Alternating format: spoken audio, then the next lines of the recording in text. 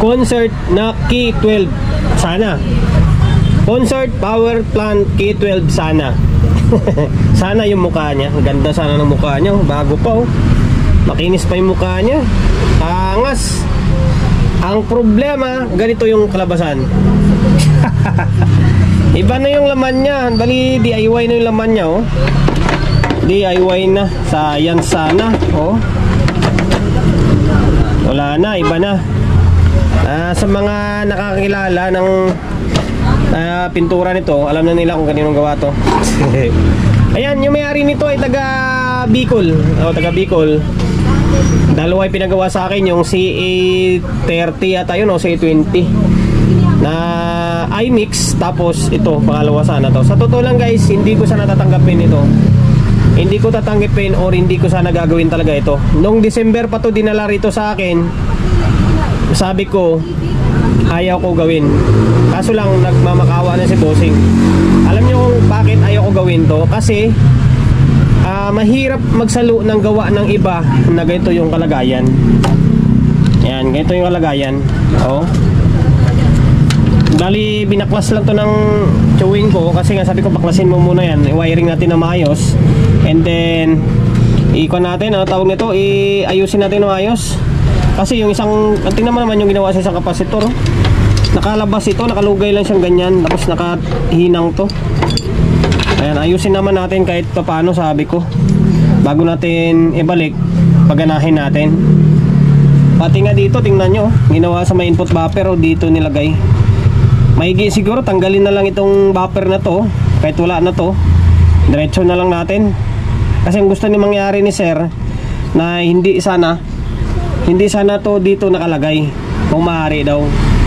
Ang problema, saan mo na mailagay yan, di ba? Although pwede siguro dito sa gilid, but basta bahala na kung ano na lang yung magandang kalabasan. Kung ano na lang yung magiging kalabasan nito, basta ang mangyari, mapatunog natin. Ayan, DIY ito ha. Oo, DIY oh. Parang Yamaha ang dating nito. Yamaha, Oracle lang din. Basta may mga nagawa na ako na ganitong klaseng design. Yung taga Batangas ko na 2 piraso rin. Dito rin pinakuan sa atin yun, pinarecon. Okay, dalawang transformer niya. Tapos tingnan nyo. Yan, sa mga nagdi-DIY minsan ayusin natin yung paggawa natin. Ako nagdi-DIY rin ako pero kailangan yung wala naman masabi si bossing o customer natin. Kasi once na dinala dun sa ibang technician, mapapagkwentuhan ka. Although part naman ng trabaho natin or buhay natin yung ganong eksena talaga. Okay, balito yung mission natin for today's video. Sana maibalik natin. Ay nako, mamakawa si bossing kasi. Ang mangyari nito guys, pasensya na kayo, medyo mahaba yung daldal ko. Tanggalin ko muna ito. Tanggalin ko ito. Kaya pinabaklas ko to sa chewing ko eh. Yan, tanggalin ko ito. Tapos paganahin to ng nasa labas muna. Ito troubleshoot ko na nasa labas. Paganahin ko muna sa labas. Tapos saka natin ibalik kapag okay na. Tapos wiring natin na maayos. Ito. Ito yung medyo hassle, medyo matrabaho yung DIY. Okay? Stay tuned kayo. I-troubleshoot natin to na hiwalay na lang. Nabaklas ko na tong mga board. Tapos wala, no choice ako kundi tanggalin yung mga spaghetti na to. Bali, rewiring na lang natin na maayos ito. Ayan, tanggal ko na. Tapos yung supply na yung pinagagawa oh. Lima lang na iayos na kan. Ito, maalog-alog to, mababali ito eh. Tapos ditong isa oh, natuluyan nyo oh. Ayan, ayusin na lang natin yan. Tapos dito, ang good news is wala namang sira yung amplifier nya. Buo. Ito, tinisting ko na oh. Kaya meron ako laging ganitong transformer na pang testing. In case na may troubleshoot ako na board na kailangan ko tanggalin dito sa may casing, ito yung pinang-i-inject ko. Okay, ayan, nakakabit na yan lahat. Kasi tinisting ko na nga, nag-troubleshoot na ako. Buo naman siya. May nakakabit na speaker yan. May nakakabit na supply ng relay. Ito supply ng relay. Ka-design lang to ng Yamaha. Ito, Yamaha. Okay, ayan, naka-plug in na yan. Tumatugtog pa, kanina pa ito tumatugtog eh oh. Diba? Tumatugtog yan.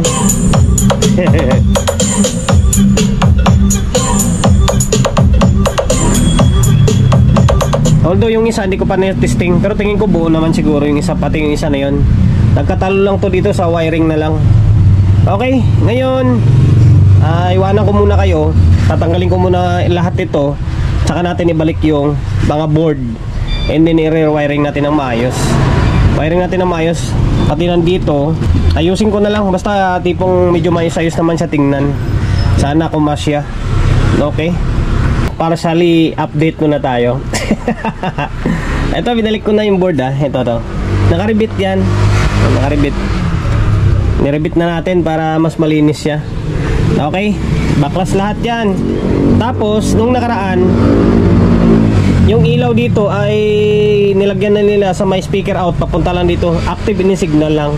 Ngayon try natin ibuhayin kasi may relay naman ito may relay siya, sana gumagana pa. Ayun, nilagyan ko siya ng wire. Ikabit natin siya dito sa may power, signal, limit, and then protect. Ikabit natin yan dyan. Try natin buhayin. Ganon din dito sa may kabila. Basta buhayin natin yung lahat ng ilaw nito na gamit yung circuit ng speaker protect nya. Okay, buhayin natin yan. Tapos tinanggal ko na yung board. Ang sagwa kasi ng paggagawa ng board dito, naka-board nga nakabikaka naman yung mga kapasitor. Tapos ang ginawa natin, solid na to, nakaparallel lang itong apat. Kasi ang supply yung rate ng kapasitor nito ay 125 BDC by 10,000. Original ito na kapasitor 100 volts by 125 volts by 10,000 microfarad. Kapag i-parallel natin ito, magiging labas nito 40,000 microfarad nito na solid. Mas solid siya. Ayan siya Nakaraan kasi naka-series ito naka-series Yan, ang gawin natin, naka-parallel na lang. Kaya yung linya ko, tingnan nyo Kaya yung linya dilaw, negative, pula, positive. Naka-parallel na lang. Kasi hindi naman siguro abot ng 100 volts itong ng transformer na to. Tingin ko hindi naman abot 100 to. Kahit tumabot pa ng 100 dito, kakayanin pa rin ng kapasitor kasi 125 siya Yung 100 baka hindi pa nga abot ng 160 volts yan kapag nag-DC na kayang kaya, di ba? Kasi sayang naman kung isi-series natin, mababa lang yung microfarad nya. Yung 10,000 magiging 5,000 na lang. Ito magiging 40,000 microfarad, dito magiging solid ito. Kasi nga 125 BDC naman yung kapasitor. 125 ito Original ito ng mga kapasitor. Ayan, kaya ganun yung setup ko. Baka magtaka kayo bakit ganyan, naging parallel na lang. Kaya yan kung 125 BDC. Okay, tapos para mas maganda, dito ko nilagay yung diode Ayan, isa dyan, isa dito. Kasi individual natin. Yung isa para dito, tapos yung isa para dito. Okay, tapos yung diode nandyan, ni tinornilyo natin. Kasi may kuwan siya may tornilyuhan dyan na siguro para sa stand yan ng dating kapasitor dito. Diyan ko na rin siya nilagay, saktuhan lang din. Dito yung isa Ayan, tapos nakakuan pa yan naka thermal paste yan, para yung init is kakalat yan sa may heatsink nya.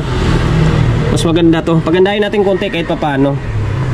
Okay, yan na-wiring ko na ito dito. Ang kulang na lang dito ay yung diode. Unti-unti lang tayo kasi sa totoo lang, yung DIY matrabaho talaga. Sa pag-wiring pa lang puro hinang yan, hindi naman disakit ito Okay, yan lang, update ko lang sa inyo. Halos isang araw hindi ko pa rin natapos to. Pasensya na pala kanina, nagkamali ako sa sinabi ko na dito kayang iparallel pala, na wala ako sa isip ko. Naka-split type pala tayo. Ay, naka-split type, naka-center top. Ang nangyari nito, yung dalawa nito naka-center top, tapos nakadalawa is naka-center top. Tapos iparallel natin. Yoga, mali. Kaya nagbago yung connection natin Pasensya na, tao lang din naman tayo. At least aminado tayo, di ba? Yung ito, negative na to, negative, positive. Ayan, tapos ground lahat sa gitna. Ayan, siyempre. Same din dito sa may kabilang channel. Inulit ko, pasensya na. Yung dalawa na to, naka-center top. Dalawa naka-center top. Tapos, iparallel natin yung dalawa na yan. Ang labas nito is 40,000 microfarad. Pasensya na. Naulit lang natin. Ano ba tawag nito? Kinaklaro lang natin. Baka mamaya pagtawanan tayo, di ba? Lahat naman tayo nagkakamali. And then dito, winaring ko na to dito. Yung nandito, papunta to dito sa may mga ilaw. Same din dito. Ang kulang na lang dito ay yung fan. Yung fan, maglalagay ako ng supply ng fan ito para na lang sa fan nito. Itong dalawa na to. Tapos yung input buffer, baka tanggalin ko na yan. Baka tanggalin ko na lang. Tapos doon na lang si Sir magkuan, sa may processor niya kasi may processor naman siya eh. Wala naman tayo mapaglagyan nito. Okay, basta bahala na kung ano na lang magiging usapan namin ni Sir dito.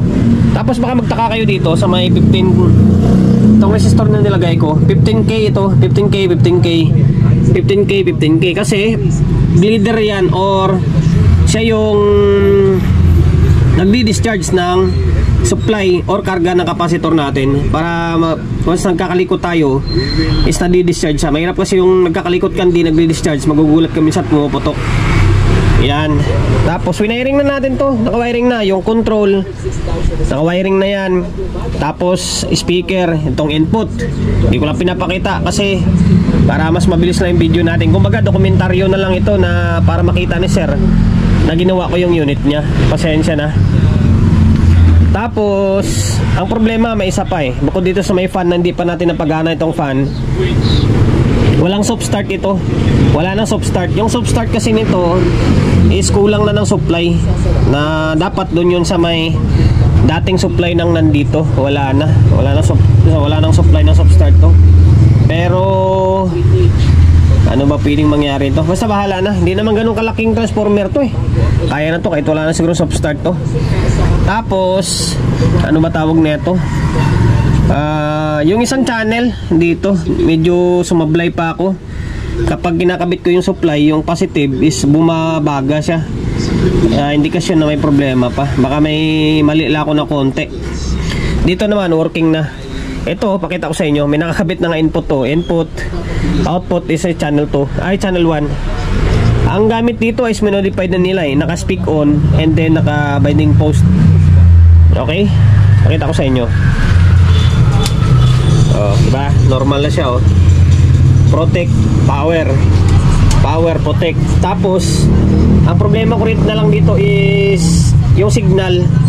Yung signal parang hindi umilaw. Baka baliktad yung pagkabit ko kasi wala naman data doon eh. Okay, pakinggan nyo. Channel 2 na lang, hindi pa nakakabit yung supply yung channel 2. Yan, tinanggal ko. Bukas na lang tayo magpanyan kasi ano oras na ngayon, gabi na. Magsi 7:30 na ng gabi. Although yung channel 1, okay. Ito nga yung channel na tinisting ko eh. Okay, working to eh. Yung ito na hindi ko to tinisting, ito pa yung gumagana ngayon. Baka may nagkadikit lang doon. Yan, working na.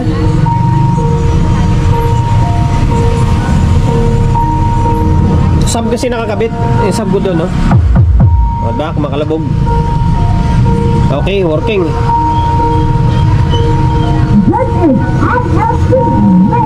Walang ilaw talaga siya, oh. Walang ilaw. Ibig sabihin, may mali tayo or baliktad. Baka baliktad. Pero yung protect and then power, okay na, working na siya. Bukas, balikan ko na lang ulit kayo bukas. Ito yun, oh. Ito yung mga wire ng ilaw. Kasi nung nakaraan, kumuha lang sila sa may speaker out. Kumuha sila ng speaker out, naglagay ng resistor sa reducer para umilaw-ilaw yun dito. Tayo, binalik natin yung dating circuit niya. Ayan. Okay, balikan ko na lang ulit kayo. Ang angas niya, mas malinis siya tingnan, di ba? Kaysa anong una. Lalo kapag naitali ko to, mas malinis pa to tingnan.